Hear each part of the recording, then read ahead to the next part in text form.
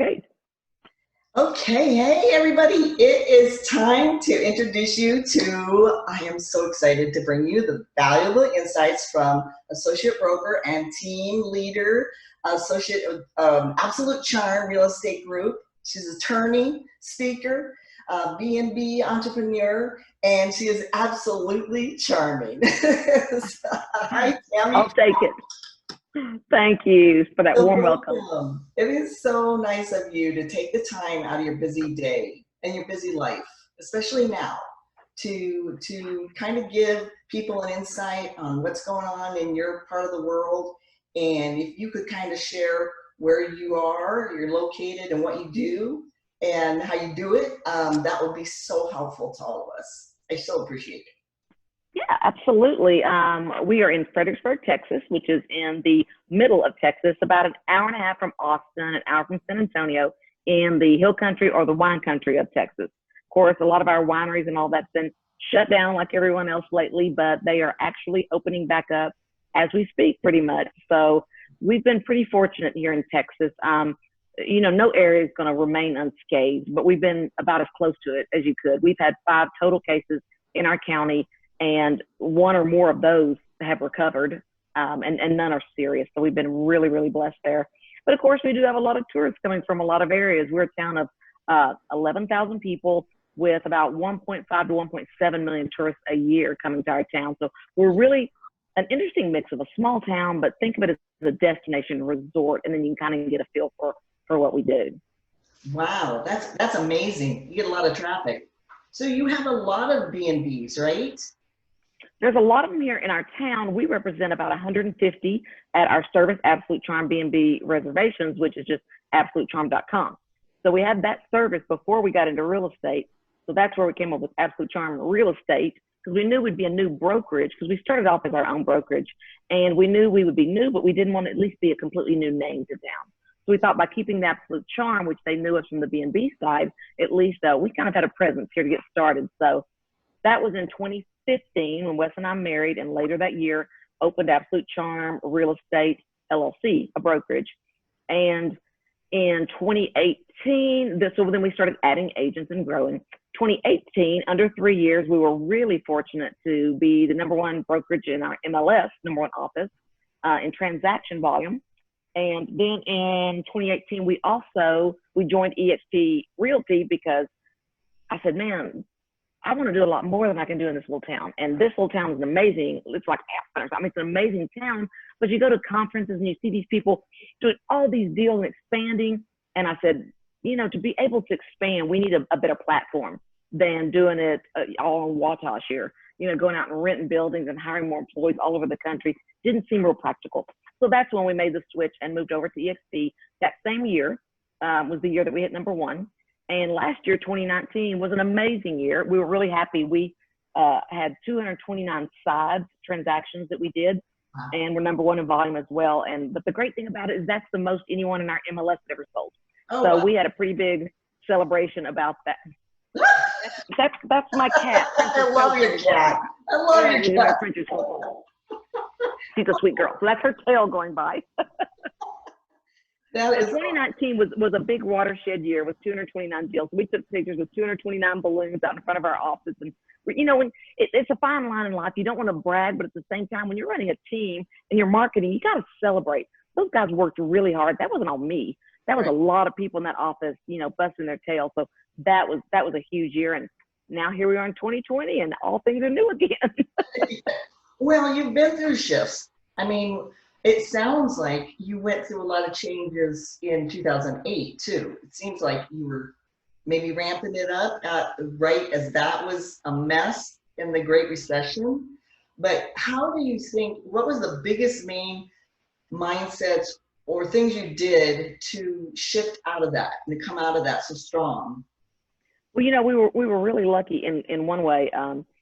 We weren't even in real estate then, believe it or not. In 2015 is when we started that, but we already had the B&B service. So we always say that Fredericksburg, no place is recession proof, but we are very recession resistant, meaning we are within a 5-hour drive of over 20 million people in Texas. And for Texans, that's a weekend trip. You know, maybe that's probably 5 states you cross if you're in the Northeast, but for us, that's an easy weekend. So, and I think we're seeing it again here. When times are good, people come to Fredericksburg.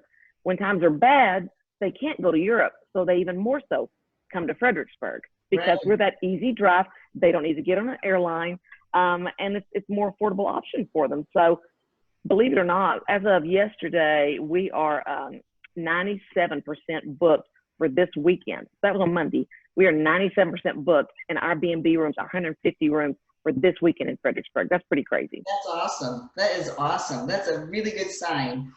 And all the data coming out says real estate is gonna lead the market out of this. It's really the leader in getting out into the recovery, which is it's a far different situation than it was in 2007 and 8 when all of that happened, because back then everyone was so highly leveraged in their mortgages.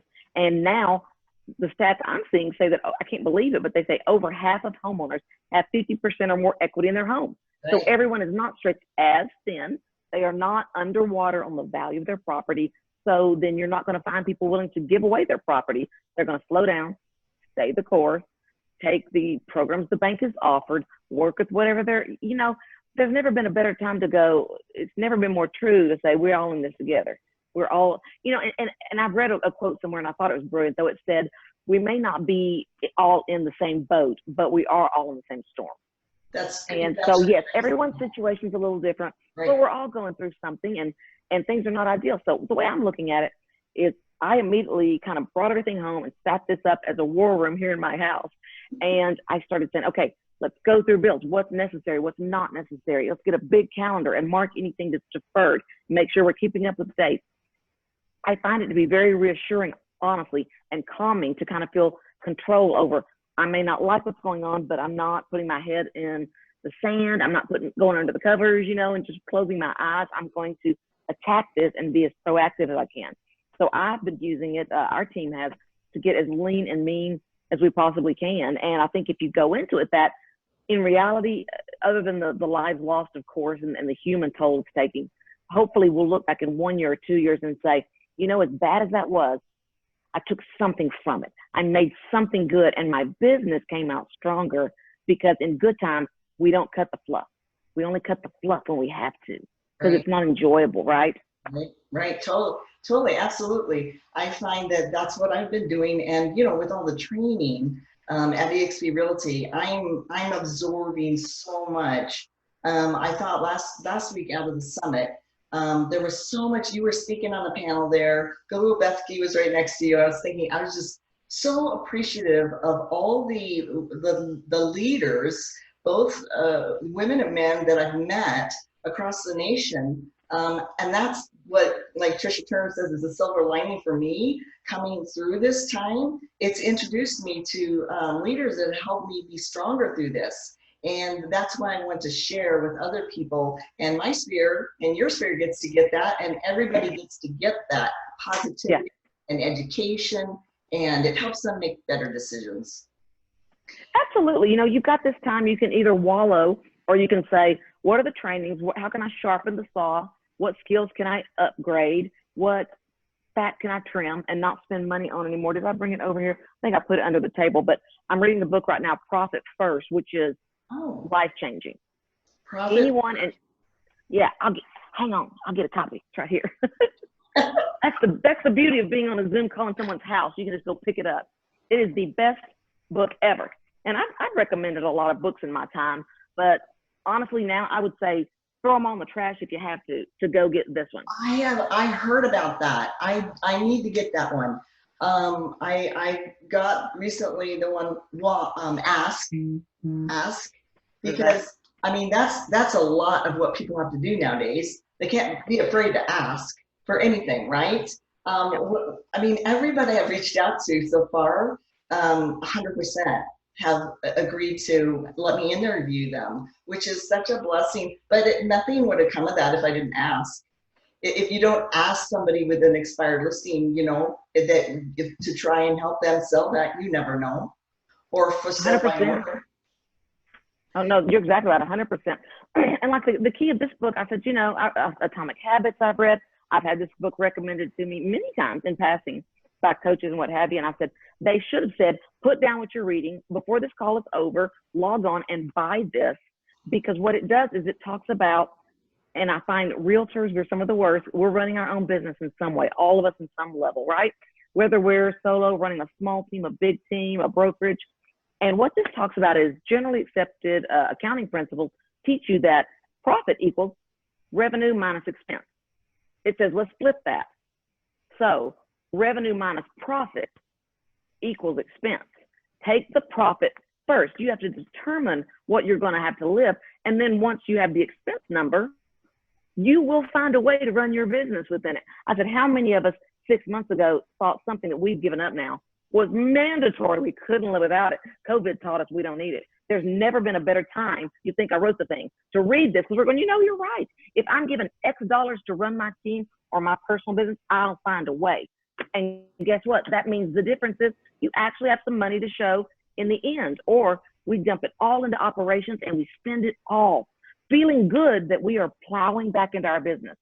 When what we're doing is taking away our hard-earned money, paying off an admin, staff, support, which is great, and we're making less than they are, and we're working 8 days a week, right? Right. So right. it is hugely important, and I can't recommend it more. If you're still feeling stressed and you're like, I work so hard, where's the money? Taxes are still coming up July 15th. What am I going to do? That's what this is all about. It's taking control of your money. Once you have the amount you can spend on your business and no more, you will do it, and you'll have money left to show. It's a total change in your mind when you really break it down. A lot of people are like that right before this. They were busy, busy, busy. But when you break it down, how much am I paying myself per hour based on what I'm doing? No, you're right. You're exactly right. And I said, you know what? It's not like I didn't know I needed to clean up my P&Ls. My coach has been wanting my P&Ls for 18 months. I knew that. Well, suddenly COVID hit, and I got to get my P&Ls. So I keep telling, don't be that. Don't be chicken little. Just do it when times are good. And I know it's hard because you're always going, oh, but there's another 5. There's a new listing. There's an opportunity. But we won't do the hard, ugly garbage unless something like this happens. So don't, at least in Texas, we're already on the upswing. Our showings on showing time have actually increased over last year this time. Don't fall into what I'm talking to myself here, into going right back into the world of being busy and not staying the course and not losing the benefit we just gained by going through Hades, right? If we go through this, let's not come out with something to show for it on the other end, which is a leaner, meaner, tighter, smarter way of operating our businesses. Right. So true. So true. And we have a lot of things already in place that I am actually taking classes to learn how to utilize more, so that everything is more automated and everything's more, that I have all these tools in place so that I'm not going every which way.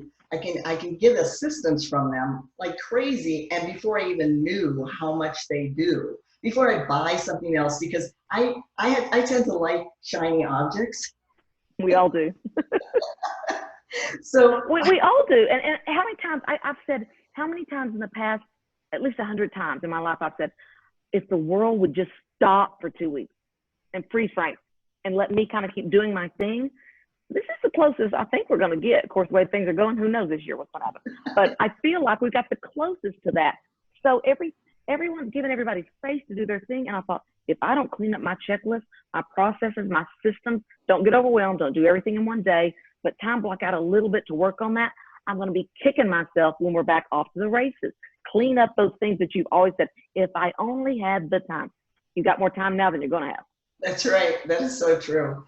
And when you're talking about that, I was just thinking when you were saying you're still busier because people can't take a vacation. We have a lot of people now that are buying homes that have pools because they can't take a vacation. We have a friend who builds pools. He's busier than ever.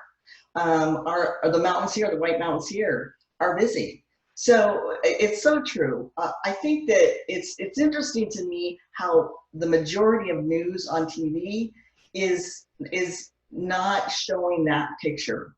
So it's really important that we do share that constantly. It's not a matter of, like you say, we're bragging or anything. It's that we're showing there's some good out there that's happening. How can we learn to participate in the good and help each other recover? So you find what you look for. I was saying this morning on one of my live interviews I was doing, Gary Vee talks about, he says, people like to say, oh, I don't like Facebook. There's so much negativity on Facebook. He goes, if you want to stay away from negativity, quit clicking on negative stuff. That's right. And at first I thought he just meant quit looking at the negative, but he meant deeper. He goes, Facebook gives you what you've taught it you like. Interesting. When you click on the things that are negative or dramatic or upsetting, it starts to serve you what you're asking for. Wow. So it goes, you want positive and upbeat? Mute and turn out anything. Tune out anything. I tell people today, unfollow. You don't have to unfriend if you know them. Unfollow and they won't know. Those voices that make you nervous or upset or stressed. I said, honestly, I've got a two-part test. If someone or their post or their comments or their existence doesn't bring me happiness or productivity, I'm out. Right. If whatever I see makes me less happy, stressed, mad, or whatever, and I'm focused on that, not doing something useful, then that is not a good use of my time. I need to unfollow that. Now, if it's someone across the world that I'm never going to see again, unfriend them and free up that space and move on. But if it's someone you got to face and it would cause more drama than good, just quietly unfollow them, and your feed will get happier and happier with the kind of things you enjoy. And it's critical for your own mental health, I think. Yeah, it is. That's awesome. That's really good advice. The algorithms are so intuitive. You're right. You do have to be careful what you get sucked into. So that is awesome. So where do you find you're going to do, what are you going to concentrate as you're pulling out of this market? What do you think you're going to concentrate on with your systems and technology? First of all, is implementing everything in this book, because my husband and I are doing the 75 Hard Challenge right now again, which requires you, among many other things, to read 10 pages in a business book. So we're about halfway through, and I've got to open 7 bank accounts. Actually, several obviously already have, but it's very detailed and it's time consuming. And I am going to, before anything else is done, have that system set up. I've been going through my listing presentation. I'm working on that. I'm still not where I want it on that. As soon as I think it's good, I hear a new concept and I was like, you know what, that's better than what I've got going. So that needs work. My Trello listing boards that I teach on a lot of times, to run a listing within a Trello board, I've cleaned that template up massively, and I'm trying to get caught up on that. So the good thing is I've been doing a lot of training, both in Realtor Bootcamp on Facebook, as well as in EXP's virtual world, with the very generous virtual training pass they gave anybody, regardless of what brokerage, it doesn't matter, through the end of May. So I've had people come into my virtual suite and I've done trainings in there. And I said, you know what, it's really just selfish, because by doing a training, there's no better way to learn anything than by doing a training. All of a sudden, you know, you got to get your stuff together. You're like, shoot, I need to put, my Trello boards are a mess. And so the way I look at it, the more I spend time doing that, the more I'm also helping my physical team, because they need me cleaning up templates. And so anything that you can find, because we're all busy, anytime I can find something that I feel like I'm doing that's helping other agents, other people, helping my physical team, helping my production, because the teaching is making me do the stuff I ought to do. Just like this mess made me clean up my P&Ls, get more intentional about cutting the fat, trying to double down on things that have more than one outcome, right? That's why we were talking a few minutes ago about StreamYard. I really like the StreamYard technology for going live. It's no better than anything else. It's actually, it's got some bells and whistles that are pretty cool, but it lets you be in 5 places at once. And I've always said, if I could just be in more than one place at once, I can be in 3 Facebook groups, my profile, my business page. I can be live on YouTube, can be one of the 5. I've applied to be live on LinkedIn, but you have to get permission, because they've got a lot of people right now wanting to go live. So many opportunities, and you can literally quintuple your effort. And with all we've got on our plates, I think we all need that. That's great advice. I need to do that. I need to move into that space and start doing that. Do you Twitter? Do you Twitter? I have one. I don't like it. I don't either. Which is not a Twitter problem. It's a me problem.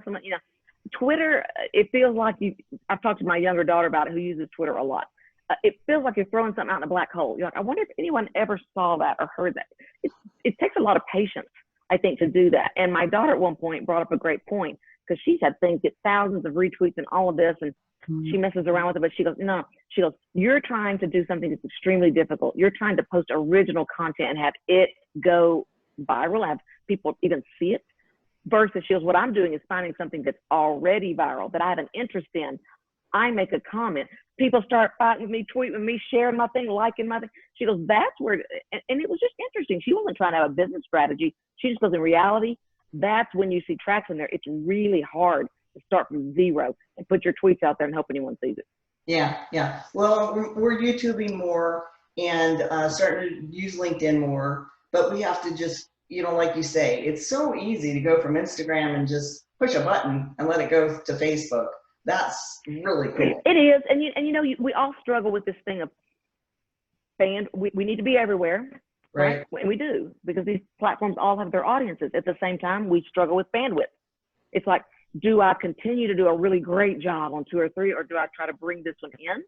So Gary Vee says that LinkedIn is acting more like Facebook 2010 than anything since Facebook 2010. So I know it's important. I've maximized out my profile. I've done a few things. I still need to get over there and do more. But I look at it and I go, which one do I need to do first? That, or do I need to get way more intentional about my Instagram? And so that's where I'm focusing my efforts. Today we had a caravan, and I forced myself to do some stories. It was so easy, of this gorgeous, gorgeous home. I mean, fantastic property. So I did my stories there, and I also went in yesterday. I said, I've got to get smart about this, because I know I'll put it off. Because it's not as bad as Twitter, but Instagram can feel a little more like a black hole than Facebook. The same thing that I would put on Instagram that would get 2 or 3 comments. And I'm not trying to have a popularity comment thing. I just want to know if people care, or do they want to see that? That same post might have 25 to 35 comments on Facebook. So naturally, I go where I feel like people want me to be, versus yammering at somebody that's not listening. You know? But we know we have to be intentional. We have to stay the course. So yesterday, I used an app called Planoly. There's a bunch of it. Tailwind, Later, Plan with 2 N's. I used Planoly, and I went in and I planned 19 days, starting today, of Instagram posts. And I made them, and I scheduled them. And I probably spent two hours or better on it. But even if I didn't do a thing on Instagram for 19 days, and the reason I picked 19, I said, look, COVID-19, I'm sure other people are doing this. In honor of COVID-19, let's post 19 days in a row, a travel photo, somewhere you went that was outside of your house. It might be a restaurant. So each one, I did a trip and a picture of me with the kids or my husband, and it would be like, back when we could travel, back when we could cruise. Remember those times? Those were good times. And I say, and there'll be good times again, but I'm enjoying, you know, reminiscing and grateful to be alive and safe and have a roof over my head, but also looking forward to the times when we can get out there. And I've planned out 19 days of posts that are going to take place. So sometimes 2 hours spent there, I think once you get in a groove, right, we can go faster and get more done than if we do each one organically all the time. Now, my goal is to go through and add the stories to make it fresh, right? That's really effective use of your time.